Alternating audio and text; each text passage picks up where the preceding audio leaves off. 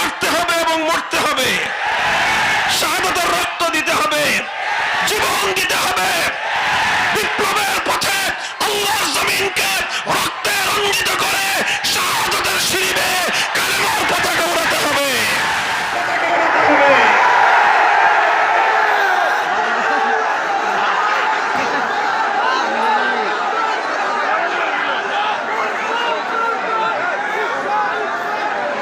তবে আল্লাহর জায়গায় আল্লাহর কোন আইন, আল্লাহর কোন বিধানকে যদি কেউ পরিবর্তন করে, আল্লাহর বিধানকে চ্যালেঞ্জ করে, আল্লাহর বিধানকে বাতিল করে কোন ব্যক্তি, কোন গোষ্ঠী যদি কোন আইন প্রণয়ন করে, সেই ব্যক্তি এবং সেই গোষ্ঠীকে কি বলা হবে? হতে পারে সেই ব্যক্তি কোন রাষ্ট্রের রাষ্ট্রপতি, যে রাষ্ট্রপতি আল্লাহর আইনের বিরুদ্ধে আইন করবে সেই রাষ্ট্রপতিকে বলা হয় তাগুত। যেই প্রধানমন্ত্রী আল্লাহর কোন আইনকে চ্যালেঞ্জ করবে সেই প্রধানমন্ত্রীকে বলা হয় তাগুত। যেই মন্ত্রী পরিষদ আল্লাহর আইনের বিরুদ্ধে কোন আইনকে অনুমোদন দিবে সেই মন্ত্রী পরিষদকে বলা হয় তাগুত। যেই বিচারপতি, যেই বিচারপতি, যেই বিচারালয় আল্লাহর আইনের বিরুদ্ধে কোন আইনকে অনুমোদন দিবে, বৈধতা দিবে, সেই বিচারপতি এবং বিচারালয়কে বলা হবে তাগুত। যেই সংসদ অথবা যেই আইন পরিষদ আল্লাহর আইনের বিরুদ্ধে কোন আইন পাশ করবে গোটা সেই সংসদকেই বলা হয় তাগুত। কিন্তু উলামায়ে কেরামকে মনে রাখতে হবে যে আলেম সমাজ, সমাজের প্রত্যেকটি অসঙ্গতি নিয়ে কথা বলতে আল্লাহর পক্ষ থেকে আদিষ্ট হয়েছেন। আলেম সমাজ আল্লাহর পয়গম্বরের পক্ষ থেকে জাতির প্রতিটি বিচ্যুতির ব্যাপারে জাতিকে সতর্ক করে সঠিক পথ নির্দেশনা দেওয়ার জন্য আদিষ্ট হয়েছেন। সুতরাং আমাদের স্পষ্ট ঘোষণা যে এই জাহেলি সমাজ ব্যবস্থা আমাদের কাছ থেকে যাই শুনতে পছন্দ করুক আর যাই শুনতে অপছন্দ করুক, আমরা আল্লাহর কোরআনের দৃষ্টিতে, আল্লাহর পয়গম্বরের সুন্নাহর আলোকে সমাজ, রাষ্ট্র, রাজনীতির প্রতিটি অসঙ্গতি নিয়ে কথা বলবো, কথা বলতে থাকবো। আমাদের কথা যদি কারো ভালো লাগে তবুও বলবো, আমাদের কথা যদি কারো অপছন্দ হয় তবুও বলবো, আমাদের কথায় যদি কারো গাত্রদাহ হয় সে জ্বলতে পুড়তে জ্বলে পুড়ে সরকার হতে পারে। ইনশাআল্লাহ আলেম সমাজের কণ্ঠ হকের কথা বলতে কখনো স্তম্ভিত হবে না। ঠিক এমনই একটি প্রসঙ্গ নিয়ে একটি ঐতিহাসিক প্রেক্ষাপট আলোচনা করে বর্তমান সময়ের সবচেয়ে গুরুত্বপূর্ণ জাতীয় যে ইস্যু সেই বিষয়ে উলামায়ে কেরামের পক্ষ থেকে প্রতিনিধিত্বশীল কিছু কথা আমি আপনাদের সম্মুখে তুলে ধরব। আমি আপনাদের সম্মুখে আল্লাহর কোরআনে পাকের সূরাতুন নিসার 7 নম্বর আয়াতটি তেলাওয়াত করেছি। আল্লাহ পাক রব্বুল আলামিন আমার এই তেলাওয়াতকৃত আয়াতের মধ্যে অত্যন্ত ক্ষোভ এবং ঘৃণা নিয়ে এক শ্রেণীর মানুষের ব্যাপারে আশ্চর্য প্রকাশ করেছেন। আল্লাহ বলেছেন, আলাম তারা ইলাল্লাযীনা ইয়াজুমুনা আন্নাহুম আমানু বিমা উনজিলা ইলাইকা ওয়া মা উনজিলা মিন ক্বাবলিক ইউরিদুনা আন ইয়াতাহাকামু ইলাত তাগুতি ওয়া ক্বাদ উমিরু আন ইয়াকফুরু বিহি ويريد الشيطان أن يضلهم ضلالا بعيدا। আয়াতের মধ্যে আল্লাহ পাক রব্বুল ইজ্জত বলতেছেন, অত্যন্ত ক্ষোভ এবং ঘৃণা নিয়ে আল্লাহ প্রশ্ন ছুড়ে দিয়েছেন যে তোমরা কি লক্ষ্য করো না যে কিছু মানুষ আছে এমন যারা নিজেদেরকে ঈমানদার বলে দাবি করে। ইয়াজহুমুনা আন্নাহুম আমানু, তারা দাবি করে তারা ঈমানদার, অথচ ঈমানদার হিসেবে নিজেদেরকে দাবি করার পরেও ইউরিদুনা আন ইয়াতাহাকামু ইলাত তাগুত, তারা তাগুতের কাছে বিচার চাইতে যায়, তারা তাগুতের কাছে ফয়সালা চাইতে যায়, তারা তাগুতকে বিচারক এবং তাগুতকে তারা শাসক হিসেবে মেনে নেয়। আল্লাহর কোরআন বলতে চায় যে যে ব্যক্তি নিজেকে ঈমানদার বলে পরিচয় দিবে সে কশ্চিনকালেও কোনো তাগুতকে মেনে নিতে পারে না, আর যারা তাগুতকে বিশ্বাস করবে তারা কোনোদিন ঈমানদার হতে পারে না। আলো আর অন্ধকার যেমন একত্রিত হতে পারে না, সাদা আর কালো যেমন একাকার হতে পারে না, ঠিক তদ্রূপ রাত আর দিন যেমন একসঙ্গে এক সময়ে পাওয়া যেতে পারে না, ঠিক একইভাবে একই সঙ্গে একজন মানুষ ইমানদার এবং তাগুতে বিশ্বাসী হতে পারে না। যারা ইমানদার হয় তারা তাগুতকে অস্বীকারী হয়, যারা তাগুতকে বিশ্বাস করে তারা কশ্চিনকালেও ইমানদার হতে পারে না। বড় আশ্চর্যের বিষয়, বড় দুঃখজনক এবং মর্মান্তিক বিষয় হলো এই, আজ মুসলিম সমাজের মধ্যে শত শত নয়, হাজার এবং লক্ষ নয়, কোটি কোটি মুসলমান এমন রয়েছে যারা নিজেদেরকে ইমানদার বলে পরিচয় দেয়, অথচ তারা তাগুতকে বিশ্বাস করে। তারা তাগুতে বিশ্বাসী হওয়ার কারণে তারা নিজেদেরকে যতই ইমানদার পরিচয় দিক, তাদের আইডেন্টি কার্ডে, তাদের পরিচয় পত্রে যতই ধর্ম হিসেবে মুসলিম লেখা থাকুক, তাদের নাম যতই আব্দুস সালাম, আব্দুল মুমিন এই নাম থাকুক, যখনই তারা তাগুতের উপর বিশ্বাস স্থাপনকারী হবে তখন তারা ইমানদার এবং মুসলিম হতে পারে না। এটা হলো অত্যন্ত গুরুত্বপূর্ণ একটা বিষয়। সমাজের অসংখ্য অগণিত মানুষ এই তাগুতে বিশ্বাস থাকার কারণে তারা নিজেদেরকে মূর্খতাবশত, অজ্ঞতাবশত নিজেদেরকে ইমানদার বলে মনে করে, অথচ কোরআন এবং হাদিসের ফয়সালায় তারা স্পষ্টভাবে মুশরিক এবং তারা কাফের ও বেঈমান। এই জন্য আমি আমার আলোচনার সুবিধার্থে লম্বা আলোচনা করব না, আমি বলতেছি আপনারা মেহেরবানি করে আওয়াজ করবেন না। আমার আলোচনার সুবিধার্থে আমি প্রথমে আপনাদের কাছে তাগুতের পরিচয় তুলে ধরতেছি। তাগুত কাকে বলা হয়?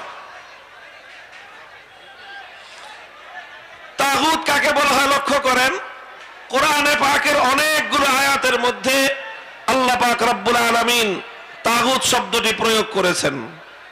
قد تبين الرشد من الغي فمن يكفر بالطاغوت ويؤمن بالله فقد استمسك بالعروة الوثقى। আল্লাহ বলেছেন যে তাগুতকে অস্বীকার করবে আর আল্লাহর উপর ঈমান আনবে সে একটা শক্ত মজবুত হাতলকে ধারণ করলো। অন্য আয়াতে আমার আল্লাহ বলেছেন আল্লাযীনা আমানু ইউকাতিলুনা ফি সাবিলিল্লাহ ওয়াল্লাযীনা কাফারু ইউকাতিলুনা ফি সাবিলিত তাগুত। যারা ঈমানদার তারা লড়াই করে কার পথে?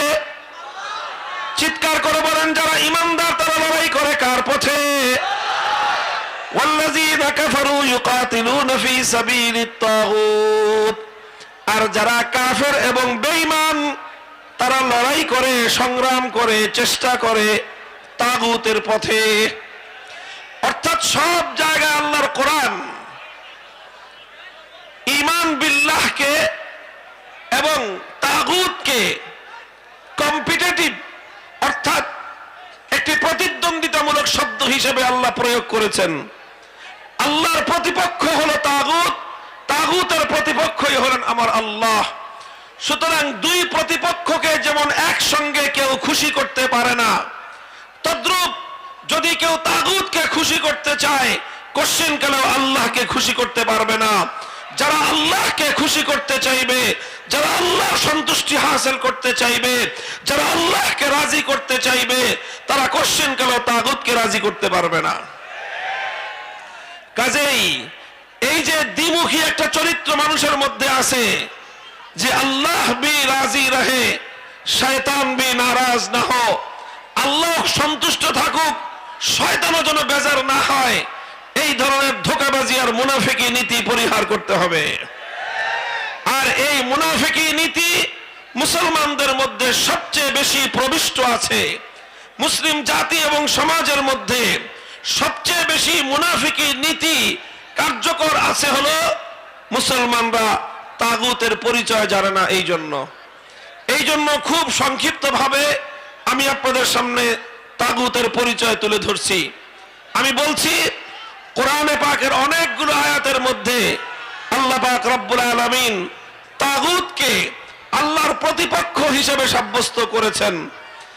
এই জন্য কাদিমান ওয়া হাদিসান সাহাবায়ে কেরামের যুগ থেকে আজ পর্যন্ত যারাই পবিত্র কোরআন নিয়ে আলোচনা করেছেন, তাফসীর করেছেন, তারা সকলেই অত্যন্ত গুরুত্বের সঙ্গে তাগুতের পরিচয় তুলে ধরেছেন এবং সেই সবগুলো কথা একত্রিত করলে তার সারাংশ যেটা দাঁড়ায় সেটা হলো তাগুতের পরিচয় বলা হয় তাগুত ওই গায়রুল্লাহকে বলা হয়।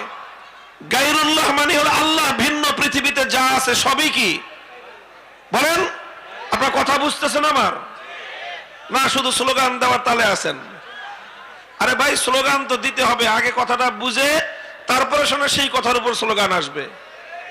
এই না বুঝে না শুনে স্লোগান দেওয়ার এই প্রবণতা, এটা আমি একেবারেই পছন্দ করি না। স্লোগান দিতে হবে, শুধু স্লোগান কেন, লড়তে হবে। তবে এই সব কিছু করতে হবে বুঝে না বুঝে। চিৎকার করবেন, বুঝে না বুঝে।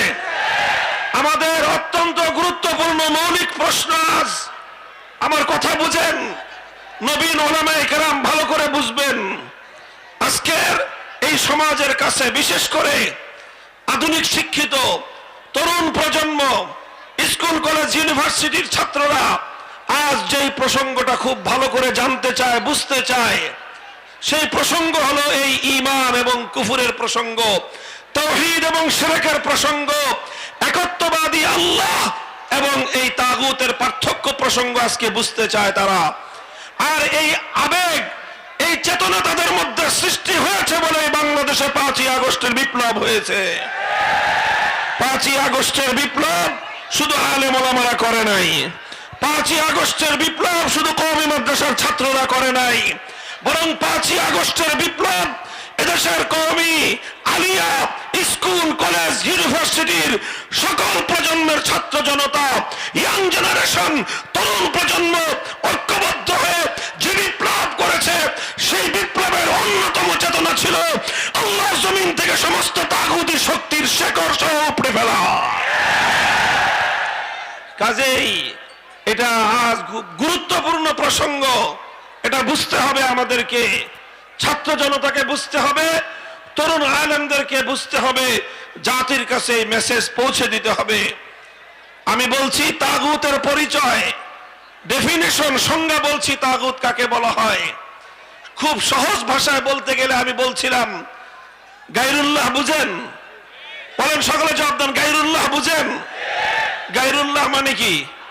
আল্লাহ ছাড়া। গায়রুল্লাহ মানে এই পৃথিবীতে আল্লাহ ছাড়া যা আছে সবই, আল্লাহ ছাড়া কায়নাতের মধ্যে যা আছে সব কি গায়রুল্লাহ। তো কোন গায়রুল্লাহকে যদি আল্লাহর আসনে বসানো হয়, সেই গায়রুল্লাহকে বলা হয় তাগুত। যেই গায়রুল্লাহকে আল্লাহর আসনে বসানো হবে সেই গায়রুল্লাহ কি তাগুত।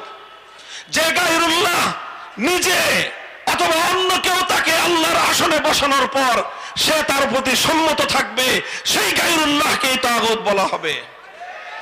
আরো সহজ ভাষায় যদি বলি, আমার আল্লাহ পাক রব্বুল আলামিনের কিছু বৈশিষ্ট্য আছে যেটা আল্লাহর জন্য নির্ধারিত, যে বৈশিষ্ট্য আল্লাহ ছাড়া অন্য কারো জন্য বৈধ নয়, এমন কিছু বৈশিষ্ট্য আল্লাহর রয়েছে। আল্লাহর সেই বৈশিষ্ট্যগুলো যদি কোনো গায়রুল্লাহর জন্য সাব্যস্ত করা হয়, তখনই সেই গায়রুল্লাহ তাগুতে পরিণত হয়। যেরকম সহজ দৃষ্টান্ত দিলে আপনারা বুঝবেন, ইবাদতের একমাত্র মালিক কে? চিৎকার করবেন, একেবারে মাহফিলের শেষ পর্যন্ত বলবেন, ইবাদতের একমাত্র মালিক কে? ইবাদতের একমাত্র উপযুক্ত কে? এখন যে ইবাদত একমাত্র আল্লাহর প্রাপ্য, সেই ইবাদত যদি আল্লাহ ছাড়া কোনো গায়রুল্লাহকে দেওয়া হয়, তাহলে সেই গায়রুল্লাহকেই বলা হয় তাগুত। যেমন ইবাদত কেউ যদি আল্লাহকে না করে লাত, মানাত, উজ্জা, হুবাল এই সমস্ত দেব দেবতাকে ইবাদত করে, তাহলে সেই দেব দেবতাগুলোকেই বলা হয় তাগুত। এটা ছিল সেই যুগের তাগুত। আর আজকের যুগে এই যে দুর্গা, সরস্বতী, কালী নামে যত মূর্তির পূজা মানুষ করে, এই প্রত্যেকটা মূর্তিকে মানুষ আল্লাহর আসনে বসায়। যে ইবাদত এক আল্লাহর উপযুক্ত ছিল, যে ইবাদত একমাত্র আল্লাহর জন্য নির্ধারিত ছিল, সেই ইবাদতকে আল্লাহর জন্য না করে দুর্গার জন্য করলো, কালীর জন্য করলো, সরস্বতীর জন্য করলো, নানা ধরনের মূর্তির জন্য করলো, সুতরাং এই মূর্তিগুলো যখনই মানুষ এই মূর্তির পূজা করে তখনই এই মূর্তিগুলো তাগুতে পরিণত হয়। এটা মানুষ বুঝে, এটা মুসলমানরা বুঝে যে আল্লাহ ছাড়া অন্য কোনো গায়রুল্লাহর পূজা করা যাবে না। কেন? তাহলে একত্ববাদ থাকবে না। ইবাদতের উপযুক্ত একমাত্র কে? আল্লাহ। ইবাদত যেরকম একমাত্র আল্লাহর, আল্লাহ একমাত্র যেরকম ইবাদতের উপযুক্ত, আল্লাহ এই মহাবিশ্বের মধ্যে একমাত্র ইবাদত প্রাপ্য, ঠিক তদ্রূপ ইবাদতের মতো আল্লাহ পাকেরও আল্লাহর আরেকটা অনন্য বৈশিষ্ট্য রয়েছে যেটা আল্লাহর জন্য নির্ধারিত। সেটা হলো এই কায়নাতের মধ্যে, গোটা সৃষ্টি জগতের মধ্যে চূড়ান্ত ভাবে আনচ্যালেঞ্জেবল, অর্থাৎ যেই বিষয়কে কেউ চ্যালেঞ্জ করতে পারবে না, কেউ যেটাকে প্রশ্ন করতে পারবে না, কেউ যেটাকে বাতিল করতে পারবে না, এইরকম চূড়ান্ত ভাবে এই মহাবিশ্বের মধ্যে বিধান দেওয়ার একমাত্র মালিককে। আল্লাহর কোন বিধানকে দুনিয়ার কোন কর্তৃপক্ষ চ্যালেঞ্জ করার অধিকার রাখে না। আল্লাহর কোন বিধানকে দুনিয়ার কোন ব্যক্তি বা কোন কর্তৃপক্ষ বাতিল করার অধিকার রাখে না। আল্লাহর কোন বিধানের ব্যাপারে দুনিয়ার কোন কর্তৃপক্ষ, দুনিয়ার কোন ব্যক্তি প্রশ্ন করবার অধিকার রাখে না। এই প্রশ্নহীন চূড়ান্ত বিধান দেওয়ার একমাত্র মালিককে, ইবাদতের একমাত্র মালিককে, বিধান দেওয়ার চূড়ান্ত ক্ষমতার মালিক একমাত্র কে? ইবাদতের মধ্যে যদি কেউ আল্লাহ ছাড়া কোনো গায়রুল্লাহর ইবাদত করে তাহলে এটাকে বলা হয় শিরক ফিল ইবাদাহ, অর্থাৎ ইবাদতের মধ্যে শিরক করলো কেউ। ঠিক তদ্রূপ যেই আইন তৈরি করবার একচ্ছত্র চূড়ান্ত ক্ষমতা আল্লাহর জন্য নির্ধারিত, সেই আইন তৈরি করার ক্ষমতা যদি কেউ আল্লাহ ছাড়া অন্য কোন গায়রুল্লাহকে প্রদান করে, অন্য কোন ব্যক্তি অথবা কোন গোষ্ঠীকে যদি কেউ প্রদান করে, অন্য কোন গোষ্ঠী যদি আল্লাহর কোন আইনকে চ্যালেঞ্জ করে কোন আইন তৈরি করে, তাহলে সেই ব্যক্তি এবং সেই গোষ্ঠীও তাগুতে পরিণত হয়। মুহতারাম হাজিরিন, আমরা তাওহীদ ফিল ইবাদাহকে বিশ্বাস করি, কিন্তু তাওহীদ ফিল হাকিমিয়াহ, আইন তৈরি করার ক্ষেত্রে সার্বভৌম আইন তৈরি করবার ক্ষমতা যে একমাত্র আল্লাহর, এই বিষয়ে লক্ষ কোটি মুসলমান বিভ্রান্তিতে পড়ে থাকবার কারণে তারা স্পষ্ট শিরকে লিপ্ত হয়েও নিজেদেরকে ইমানদার বলে ভাবে। আর আল্লাহ পাক এই ধরনের নামধারী ইমানদারদের ব্যাপারে ক্ষোভ এবং ঘৃণা প্রকাশ করে বলেছেন, নিজেদেরকে ইমানদার বলে পরিচয় দেয় অথচ বিচার চাওয়ার সময় তারা তাগুতের কাছে বিচার চাইতে চায়। আল্লাহ বলতে চান, যারা তাগুতের কাছে বিচার চাইতে পারে তারা আল্লাহর উপর ইমানদার হতে পারে না। কথাটা বোঝা গেল? তাহলে আল্লাহর জায়গায় যদি কোনো গায়রুল্লাহর ইবাদত করা হয়, সেই গায়রুল্লাহকে কি বলা হয়? জোরে বলেন। আল্লাহর পরিবর্তে কোন গায়রুল্লাহর যদি ইবাদত করা হয়, সেই গায়রুল্লাহকে কি বলা হবে? ঠিক তদ্রূপ